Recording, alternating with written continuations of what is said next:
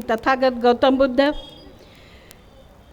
या देशामध्ये दुखितांना न्याय मिळावं यासाठी आपल्या मुलाला समोर करून एक राजा बनवून या राज्यातीलच नव्हे तर देशातील बहुसंख्य समाजाला न्याय मिळवून देण्यासाठी ज्यांनी आटापिटा केला अशा माझी जाऊ छत्रपती शिवाजी महाराज, समग्र क्रांतीचे जनक महात्मा ज्योतिबा फुले, क्रांतीज्योती सावित्रीबाई फुले, त्यांच्यासोबत त्यांना मैत्री म्हणून आणि त्यांच्या सहचारिणी म्हणून काम करणाऱ्या फातिमा शेख, आरक्षणाचे जनक छत्रपती शाहू महाराज, त्याचप्रमाणे या देशामध्ये स्त्री आणि पुरुषांना समान अधिकार दिला असे विश्वरत्न डॉक्टर बाबासाहेब आंबेडकर, ज्यांच्यामुळे आज आपण, कारण एका महामानवाला हे सगळं करणं कठीण,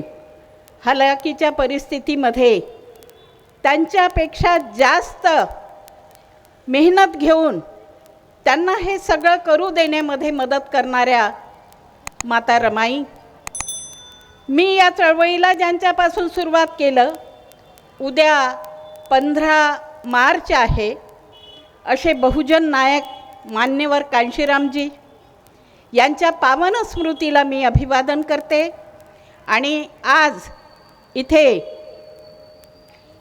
एक उंच भरारी महिला आधार संस्थातर्फे महिला जागतिक दिनाचा हा कार्यक्रम आयोजित करण्यात आला। या कार्यक्रमाच्या अध्यक्षा गेडामताई, उद्घाटिका डॉक्टर निखत शेख, त्याचप्रमाणे प्रमुख वक्त्या कार्यक्रमाच्या उपाध्यक्षा वर्षाताई पाटील, प्रमुख वक्त्या विद्याताई भीमटे, सविताताई चिवंडे आणि सर्व पदाधिकारी, या संस्थेचे समोर बसलेले माझे सगळे बंधू आणि भगिनींनो, बांधवांनो, महिला जागतिक दिन हा संपूर्ण भारतामध्ये चालवण्यात येतो। महिला मोठ्या उत्साहाने हा कार्यक्रम राबवत असतात। आंबेडकरी चळवळीच्या लोकांसाठी किंवा मानवतावादी चळवळीच्या लोकांसाठी जागतिक दिन नेहमीच असते, कारण लोकांमध्ये जागरूकता येणे ही आवश्यक आहे। आणि म्हणून 365 दिवस जैबुन्निसा शेख हिचं कामच आहे।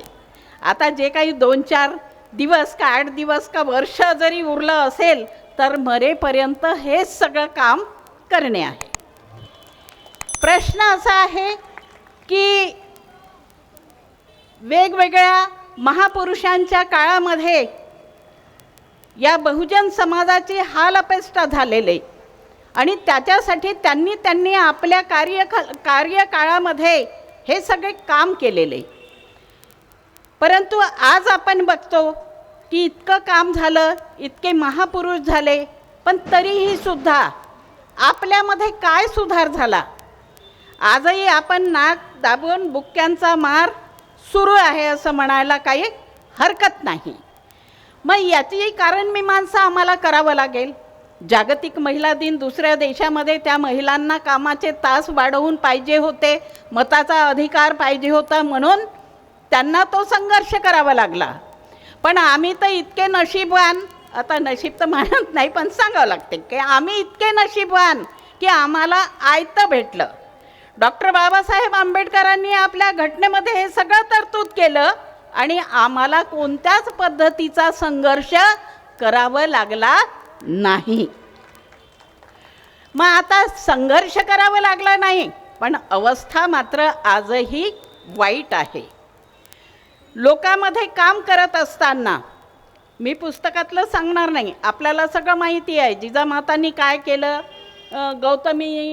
राजमाता गौतमींनी काय केलं, त्या तुमच्या सावित्रीबाई फुलेंनी काय केलं, रमाबाईंचे किती हाल झाले, फातिमा शेखनी काय केलं, हे सगळं आपल्याला माहिती आहे, मी रिपीट करणार नाही.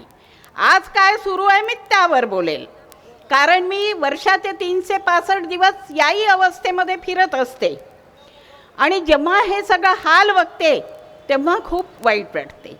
हे सगळं शिकण्याचं कारण काय आहे? मी फक्त वाचन केलं, चिंतन केलं आणि त्याच्यावर चालण्याचा प्रयत्न करत आहे आणि हेच अपेक्षित होतं आपल्या महापुरुषांना. आम्ही सांगतो भारतीय संविधान खूप छान आहे, भारतीय संविधानामुळे आम्ही आहो, परंतु आज आपण त्या संविधानाला घेऊन चांगलं आहे आपण कधीपर्यंत सांगणार आहे? त्याच्यातल्या काही गोष्टी घेऊन आम्हाला प्रॅक्टिकल पण करावं लागणार आहे. आणि त्याचं एक उदाहरण सांगेल की मी 1990मध्ये एक संघटना बनवली, चतुर्थ श्रेणी वन कर्मचारी वन कामगार. त्याच्यामध्ये माझ्या बाबांचे मित्र होते, सिराज पटेल नागपूरचे, आणि असेच बिचारे जी मुलं टेम्पररी लागलेली होती फॉरेस्टमध्ये, अशा लोकांना मी उपाध्यक्ष होते आणि ही संघटना बनली. आम्ही 10 वर्ष संघर्ष केला आणि संपूर्ण महाराष्ट्रामध्ये 15,000 लोक परमनंट झाले, कोणत्याही पक्षाशी संबंधित न राहता फक्त भारतीय संविधानाचा अभ्यास आणि आपल्या महापुरुषांनी सांगितलेला मार्ग. वेळ लागतो परंतु ते सगळं होते आहे. त्याच्यानंतर हे सगळं सुरू असताना वाचन केलं, खूप सारे मुद्दे आहेत त्याच्यामध्ये की सरकार जमिनीवर जे अतिक्रमण होत असते त्या अतिक्रमणासाठी विविध कायदे आहे, त्या कायद्याच्या आधारावर त्याचा आधार घेऊन जर आपण लढलो तर त्यांना नक्कीच पट्टे मिळेल. या हिशोबाने 2005 मध्ये एक जनहित संघर्ष समिती असं संघटन बनवलं आणि गेल्या 15 वर्षापासून आपण लढलो. 20,000 चुली पेटल्या सगळ्या आदिवासी, ओबीसी आणि आपल्या दलित समाजाच्या, कारण त्यांचे अतिक्रमण जंगललगत जमिनीवर होते आणि ते त्यांच्या उपजीविकेचं साधन होतं. 15 वर्षाच्या संघर्षाला यश आलं. हे सगळं संविधानामुळे झालं. आज त्यांना पट्टे मिळाले. फक्त सांगण्यात काही अर्थ नाही की हे आहे, त्यांनी केलेलं आहे, सगळ्यांना माहिती आहे. आपण आपल्या परीनं सांगतो, दुसरे आपल्या परीनं सांगते, जे जे त्यांना फायद्याचं असते ते सांगतात. मला एक सांगायचं आहे की या चळवळीमध्ये मुस्लिमांचं योगदान सुरुवातीपासून राहिला. शिवाजी महाराजांच्या सोबत मुस्लिम होता, महात्मा ज्योतिबा फुल्यांच्या सोबत मुस्लिम होते, डॉक्टर बाबासाहेब आंबेडकरांसोबत मुस्लिम होते आणि बाकायदा पुस्तकामध्ये त्याचा इतिहास आहे. आणि म्हणून आता आपल्या इथे लोक अभ्यास करत नाही, त्याच्यामुळे काही लोक मागेच राहून जातात. परंतु आज आपल्या महाराष्ट्रामध्ये सगळ्यात जास्त मोठी जागरूकता जी आली असेल ते बुद्धिस्ट समाजामुळे आली आणि त्याच्यामुळे संगतीने जे असतात तर ते तर पुढे जाणारच आहे. आणि म्हणून माझं बालपणापासून, वडील पोलीस खात्यात होते, ग्रामीण भागात होते, शिक्षण मराठी मीडियममध्ये झालं आणि ह्या उपाध्या फक्त जिथे कुठे विहार असेल, भाषण असेल, पहिलेच्या काळामध्ये जेवण करायला जायचं तर गिलास सोबत न्यायचं, आपल्या खिशात गिलास टाकला की चले. आणि तेव्हापासून हा सगळा जे प्रॅक्टिकल आलं हे त्यातून आलेलं आहे. वाचन फार कमी झालं. जेव्हा मी चळवळीमध्ये सुरुवात केली, गठ्ठोनशे पुस्तक लोकांनी माझ्या घरी आणून दिले, कपाटं भरले, पण पुस्तक उघडण्याला मला वेळ मिळालेला नाही. आजही 365 दिवस, काल तर मी खूप बिझी होते. ते सिलेंडरचं पण बायांनी मोर्चा काढला, त्याचं नेतृत्व पण होतं. त्याच्यानंतर धनकर समाजामध्ये, आमच्या इथे धनकर समाज थोडा चांगला आहे, तर त्यांनी पण जागतिक दिनानिमित्त मार्गदर्शनाला बोलावलं, काल दिवसभर मी बिझी होते. प्रश्न असा आहे की हे सगळं आपण करतो आहे. मी विद्याला या सगळ्याचं श्रेय देईन.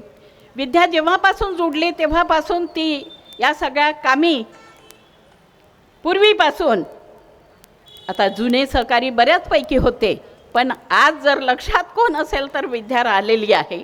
आणि विद्याचं जे काम आहे तिने हे जे केलेलं आहे फार गरज आहे.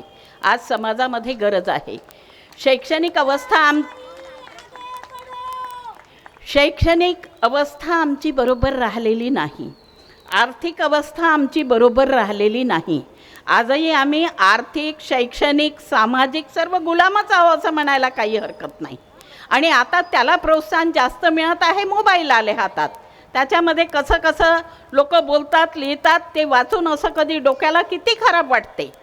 आणि म्हणून आज आम्हाला संघटित राहून आपलं कार्य करण्याची गरज आहे. लोक काय म्हणत असतील, कारण ते टिकत नाही. इतके अन्याय अत्याचार या एरियल एंटिनीवाल्यांनी शिवाजी महाराजांवर केले, महात्मा फुल्यांवर केले, डॉक्टर बाबासाहेब आंबेडकरांवर केलं, पण ते टिकले नाही. हेही टिकणार नाही. पण केव्हा? आम्ही घरी चुपचाप बसू तेव्हा नाही. आम्ही जेव्हा एकजुटीनं, विरोधात आम्हाला काम करायचं नाही, विरोधातली आमची चळवळच नाही, माणसाला माणूस बनवण्याची ही चळवळ आहे. फुले शाहू आंबेडकरांची आणि बुद्धांची. त्याच्यामुळे सगळ्यात मोठं हतियार आमच्याकडे आहे. आम्हाला काही उपयात करावं लागत नाही. फक्त थोडंसं जसं सांगितलं, मोहमाया सोडून त्याने आता आपल्याला तर सगळेच महापुरुष चालतात, म्हणून त्या लोकांनी सांगितलं का ठीक आहे मांडा. पण कुठे मांडता तुम्ही? जिथे मोकळी जागा होती, गरीब गुते, जिथे आपल्या मुलांची लग्न किंवा कोणते कार्यक्रम घेत होते अशा जागी. आता या समाजाला म्हणणे होते काय आमच्या विहाराच्या जर बाजूला बांधले तर सगळे महापुरुष सोबतच असतात. पण त्याच्यामध्ये खिळे टाकणाऱ्याने खिळा टाकला आणि त्यांनी या 20 लोकांवर सामाजिक बहिष्कार टाकला. आजच्या घडीला, आताची घटना आहे ही, परवाची. सामाजिक बहिष्कार टाकला. हे इकडे तिकडे गेले आपल्या लोकांपर्यंत. आपले लोक थोडेसे दांदरून असतात. लीडरशिप का सवाल आ जाता, कौन बड़ा है, हम बड़े हैं कि वो बड़ा है, सामने अगर गया तो फोटो में आना चाहिए, बाकी का नाम होना चाहिए. आणि त्या लोकांमध्ये आजही वाईट मानून घेऊ नका, मी स्पष्ट बघता आहे, मी समाजात फिरते म्हणून बोलते. तर हे सगळं सुरू असताना मग कोणी म्हटलं बा ताईकडेच चाला, इकडे तिकडे जाण्यापेक्षा. त्यांना पकडून आपण SDO साहेबाकडे नेलं की साहेब आज स्वातंत्र्य मिळून इतके दिवस झाले, भारतीय संविधान मिळून इतके दिवस झाले, ज्या माणसापर्यंत लोक जात नाहीत त्यांच्याही रक्षणासाठी संविधान आहे. उदाहरणार्थ पारधी, मांग, आरवडी, त्यांच्यामध्ये मी काम केलेलं आहे म्हणून मला माहिती आहे. तर मी त्यांना सांगितलं का साहेब त्यांच्यापर्यंत लोक जात नव्हते, पण या भारतीय संविधानामुळे एक मुस्लिम महिला त्यांच्यापर्यंत गेली. आज त्यांना घरकुल आहे, त्यांना सगळ्या योजना आहे आणि तेही माणुसकीत आले. आपलं कामच ते आहे ना, समानता में लाने के लिए ही तो ये मोमेंट है. तर म्हटलं या समाजाला ते लोक आमच्या बोरवेलवर पाणी भरायला यायचं नाही, आमच्या ॲटोमध्ये तुम्हाला आम्ही उमरेडपर्यंत नेणार नाही आणि आमच्या शेतातून तुम्ही आपल्या शेतात जायचं नाही. ये कोई बात हो गई आज 2026 में?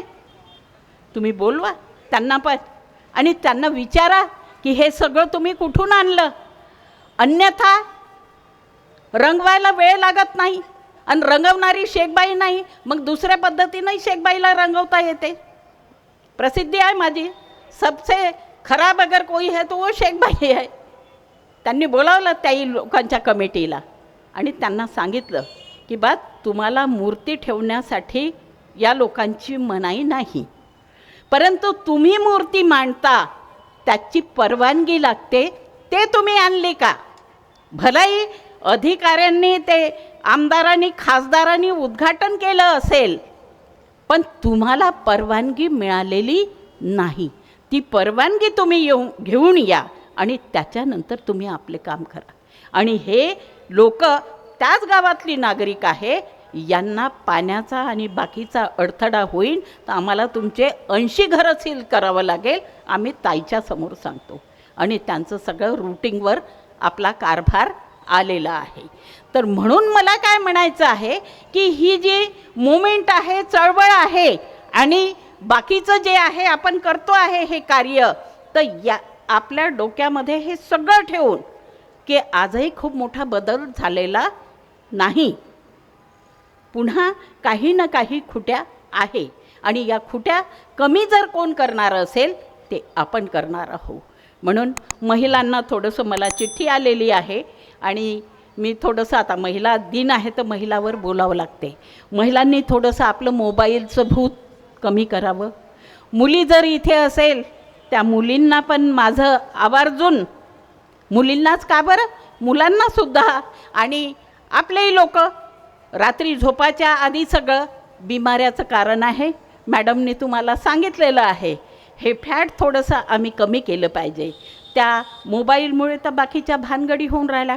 अनेक तलाक कोर्टामध्ये 10 रोजचे आता आमच्या इथं येतात तर 10 पैकी 8 जातात, 2 लग्न टिकत आहे. ही अवस्था आज समाजामध्ये निर्माण झालेली आहे. आणि म्हणून समाजामध्ये आपण बाहेरची सुधारणा करण्यापेक्षा आपली घरगुती सुधारणा आपण कशी करू. महिलांमध्ये, महिला ही माता आहे, महिला ही बहीण आहे, महिला ही मुलगी आहे आणि पत्नीसुद्धा आहे. 4 नात्यांनी जशी ती आहे, पण ती केव्हा पूर्ण होणार, जेव्हा ती सगळ्यांना न्याय देईल. आम्हाला घमंड करण्याची काही गरज नाही, आम्हाला दाखवण्याची काही गरज नाही. या महापुरुषांनी सगळं खूप मोठमोठे उदाहरण आहे की त्यांनी सांगितलं, बुद्ध गेले भिक्षा मागायला, एका बाईनी माझ्यासारखी उर्मट असेल बोलली, पण त्यांनी त्याच्यावर काही बोललेले नाही. एवढाले उदाहरणं आहे. आम्ही तर इकडे तुरतदान महापून तिनं 1 म्हटलं असेल तर आम्ही 10 बोलू शकतो, तिच्यापेक्षा आम्ही काही कमी आहो का. हे सगळं आम्हाला मात करावी लागेल, तेव्हा आम्ही यांच्या सांगितलेल्या मार्गावर जात आहोत. त्यांनी मुकाट्यांनी एवढे अन्याय अत्याचार सहन केले. थोडंसं रमाबाईचं एक उदाहरण सांगतो की रमाबाईचं महिला मेळाव्यामध्येच मला सांगावं लागलं की त्यांच्या सासऱ्यांनी रमाबाईच्या त्यांना सांगितलेलं होतं की महिलांचा अधिकार तिच्या नवऱ्याच्या कमाईवर असते. म्हणजे जे इन्कम आहे नवऱ्याची, तिच्या कमाईवर बायकोचा अधिकार असते. बरोबर आहे. आणि त्या काळामध्ये एक मुलगा त्यांचा वारला, लोकांनी वर्गणी जमा करून आणून दिली, पण रमाबाईंनी घेतलेली नाही. आपल्या पदराला फाडलं आणि त्याच्यामध्ये प्रेत गुंडाळून पाठवलं. आम्ही तर सटकन 1,500 रुपये घेऊन राहिलो. थोडंसं काही विचार, आणि त्या 1,500चं किती भोगून राहिलं आता समाजामध्ये. म्हणून ही जनजागृती आम्हाला करणे गरजेचं आहे. आणि आता बाकीचं तर महिलामध्ये तसं बाकीच्या उंच भरारीवाल्या महिलाकडे बाकीचं सोपवतं आणि आपलं लांबलेलं भाषण इथं संपवतं. मला तुम्ही बोलावलं त्याविषयी धन्यवाद. जय फुले, जय भीम, जय भारत, खुदा हाफिज. इन त्योहारों पे घर लाएं नए electronic items, LED TV, smartphones, washing machine या फिर हो एसी. हमारे यहाँ सभी इलेक्ट्रॉनिक अप्लायंसेस पर 0% डाउन पेमेंट के साथ फाइनेंस फैसिलिटी और एक्सचेंज ऑफर के साथ पाए ढेर सारे गिफ्ट वाउचर जीतने का मौका. मम्मी के किचन के लिए खरीदना हो ओवन या पापा के लिए खरीदना हो स्मार्टफोन, इलेक्ट्रॉनिक अप्लायंसेस को खरीदना तो सुरेश इलेक्ट्रॉनिक शोरूम ही आना.